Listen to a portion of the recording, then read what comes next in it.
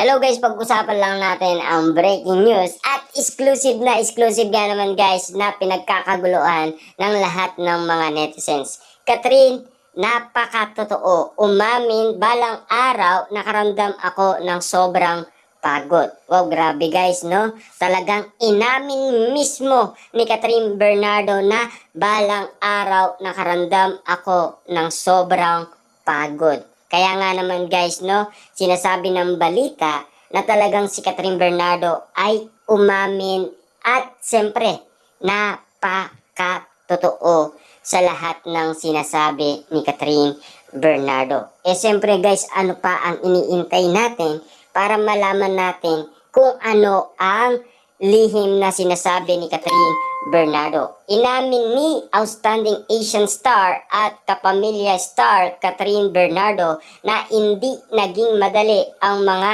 nagdaan buwan para sa kanya at may ilan mga araw na nakaramdam na siya ng sobrang pagod. Not gonna lie, it's been pretty crazy these past few months. Someday I felt so exhausted.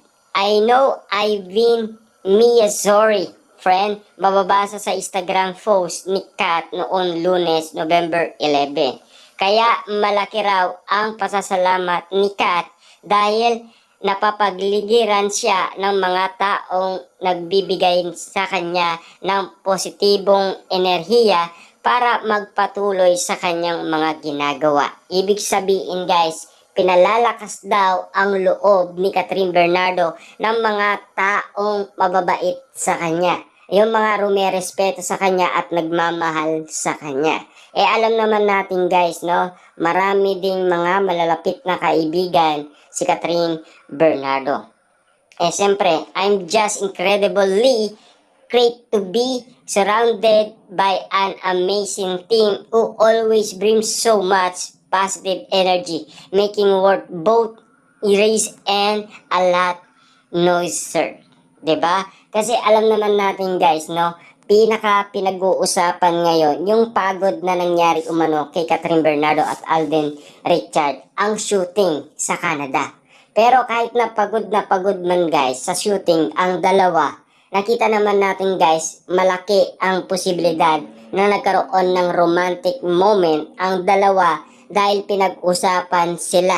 Dahil nakarating dito guys ang balita na dinala umano ni na Mark at Marvin. Kita nyo naman guys, nagkasubuan ang dalawa. Siyempre, sharing nga naman kasi ng laway. Ibig sabihin lang nito guys, malaking bagay ang pag-amin ni Mark at Marvin sa lahat ng mga netizens at mga Katden fans na naniniwala sa kanilang prediction at manifest. Ibig sabihin, sila mismo ang nagputol ng mga aka-aka na promotion lang at hanggang pakilig lang naman sina Catherine Bernardo at Alden Richard. Siyempre guys, minsan daw si Catherine Bernardo ay thankful for sticking with me through it all. Last push, I hope I make you all proud, Anya. Ibig sabihin lang nito guys, siyempre, alam naman natin si Catherine Bernardo guys, lahat ng kanyang mga pinagdadaanan at lahat ng mga bagay na tumutulong sa kanya guys, yan ay pinasasalamatan niya. 'Di ba? Malaking bagay kasi guys yung lahat ng tumutulong sa kanya dahil ngayon nahihirapan siyang mag-move on.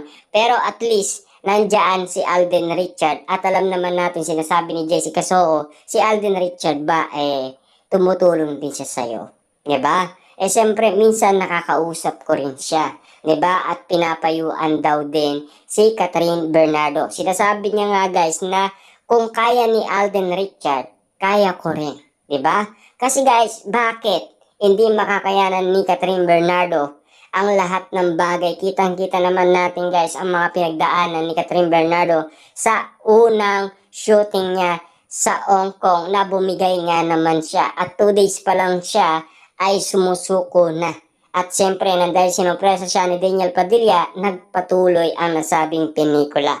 Ang sabi nga naman kasi dito guys, hindi binanggit ng derecha ni Catherine ang tungkol sa pinagmumulan ng kanyang sobrang pagod. Pero naging busy ang dalaga sa paggawa ng pinikulang Hello, Love Again.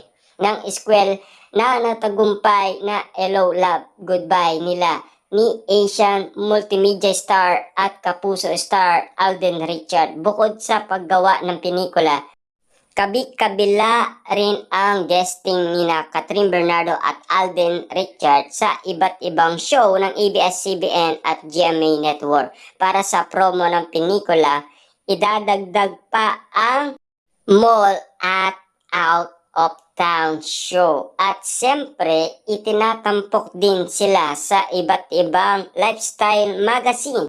Bumaha naman ng pagsuporta at encouraging word para sa aktres mula sa kanyang mga kaibigan sa showbiz at netizens, kabilang na nga ang nachichismis pa sa kanya si Dominic Roque. Ibig sabihin guys, no, nachichismis pa daw si Dominic na kanyang kaibigan na nagbigay ng bati kay Catherine Bernardo dahil sa tagumpay ng kanilang pelikula.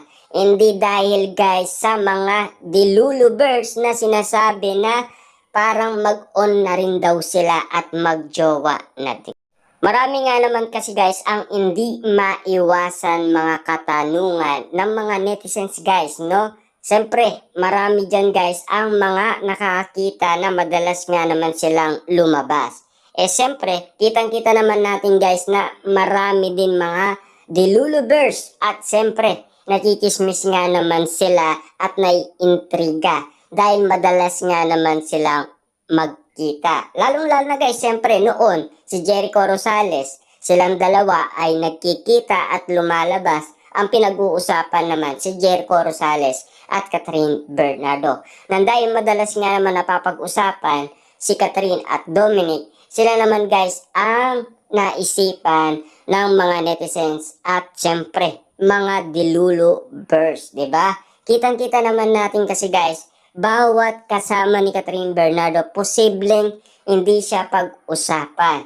Kasi famous na famous nga naman si Catherine Bernardo at syempre wala nga naman silang idea kung nalilink nga naman si Dominic at kung nanliligaw nga naman siya kay Catherine Bernardo. Pero dali-dali naman guys, pinutol ni Dominic yon dahil alam naman natin guys, magkaibigan lang daw silang dalawa.